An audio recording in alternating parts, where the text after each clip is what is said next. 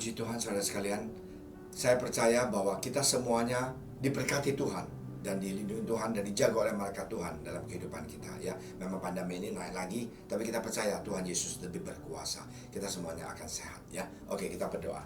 Silakan John, bantu kita berdoa. Saya harap saudara di rumah juga tiap hari bisa dengar firman Tuhan ya. Silakan John. Terima kasih Tuhan, terpuji-puji bagi nama-Mu. Kami bersyukur pagi hari ini buat perlindungan Tuhan, pertolongan-Mu yang Tuhan selalu nyatakan bagi kami. Sekarang kami siapkan hati kami mau menerima kebenaran firman Tuhan, karena kami percaya firman Tuhan menjadi kekuatan bagi kami sepanjang hari ini. Berkati hamba-Mu yang akan menyampaikan firman Tuhan, berkati kami seluruh jemaat-Mu yang mendengarkannya.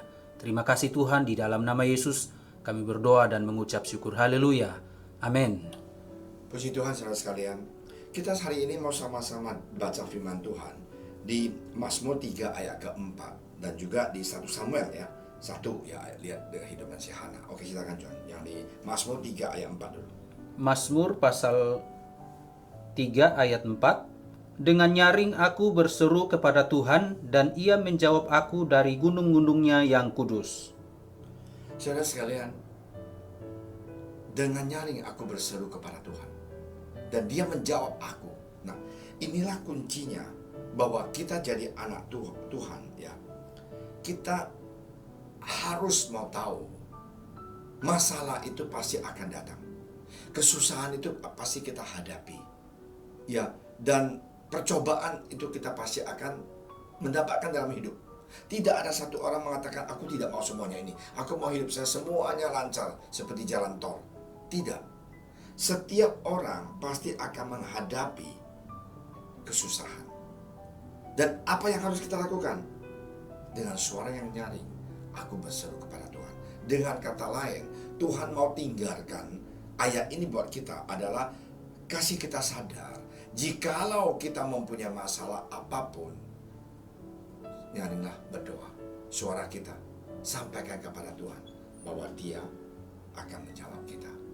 Nah, hari ini kita mau diskusi tentang seorang namanya Hana ya, di 1 Samuel pasal 1. Apa yang terjadi di dalam kehidupan Hana ya. Kita lihat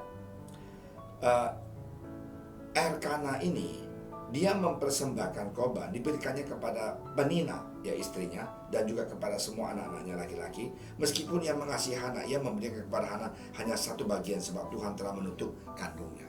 Jadi dengan kata lain, bahwa Hana ini tidak bisa memiliki anak. Dan apa yang terjadi? Nah, inilah yang luar biasa.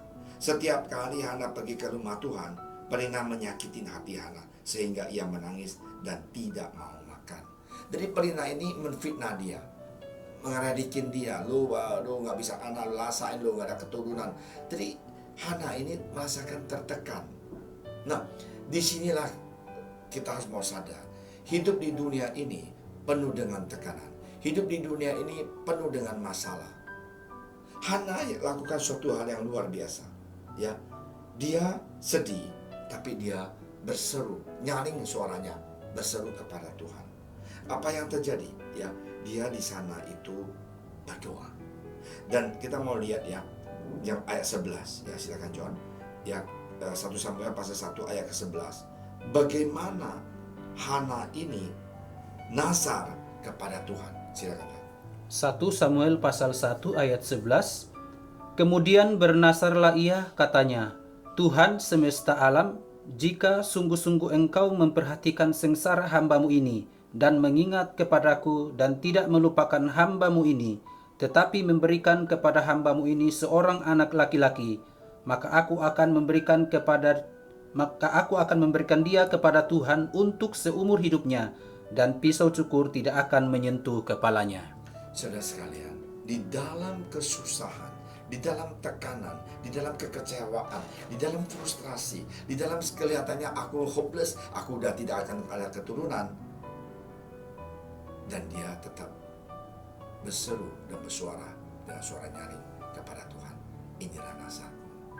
Aku mau Tuhan, jika Engkau berikan saya, Tuhan pakailah anak ini untuk kemuliaan nama Engkau. Saudara sekalian, saya mau jujur saja, kita jadi anak Tuhan, kita juga sering begitu bukan? Iya kan? Pertama, Kita sering kepada Tuhan, kalau Engkau berkati saya akan begini-gini. Tuhan, kalau Engkau berkati aku akan berubah. Tuhan, kalau Engkau berkati aku akan memberikan terbaik buat Tuhan. Tuhan, kalau berkati aku akan memberikan 10% dari ini. Kita sering sekali sudah tidak ada jalan keluar, baru datang kepada Tuhan. Dan sesudah kita nazar, kita lupa. Nah, Hana adalah orang yang berbeda. Dia bernazar kepada Tuhan, dan dia sungguh-sungguh lakukan apa yang dinazarkan itu.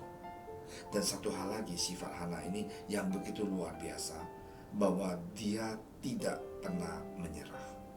Dia datang dengan rendah hati, dengan iman dan percaya, ya, Tuhan pasti akan berkati kita. Nah, yang anehnya, dia waktu dia berdoa, ya, si Eli kiranya dia mabuk gitu. Lu ngapain mabuk di sini? Dia bilang, bukan, Tuhan, aku tidak mabuk. Aku hanya keluarkan, kalau bahasa Inggris, pour out her heart. Itu keluarkan hati unek-unek dia di bawah kaki Tuhan, supaya minta Tuhan tolong. Inilah yang Hana lakukan. Marilah kita juga lakukan yang sama. Jikalau kita ada masalah dalam keuangan, keluarga, studi, pekerjaan, bisnis kita, datang kepada Tuhan.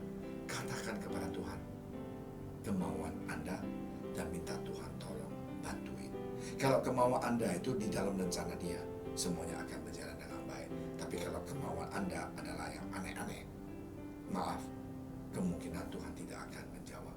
Marilah kita belajar seperti Hana, ya, di dalam ketekanan apapun, dengan suara nyaring dia berdoa dan minta Tuhan tolong. Dengan iman dia percaya bahwa dia pasti akan menang dan pasti akan diberkati. Ya, may the Lord bless you.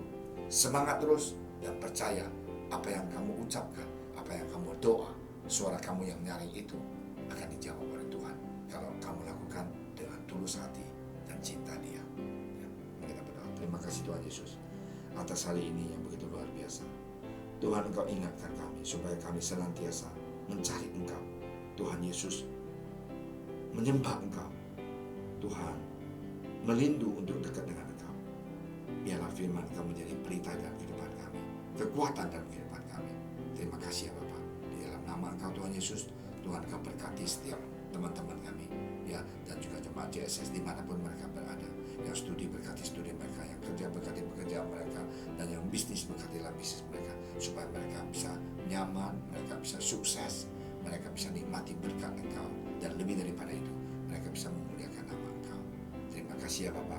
Di dalam nama Engkau Tuhan Yesus, kami telah berdoa. Amin.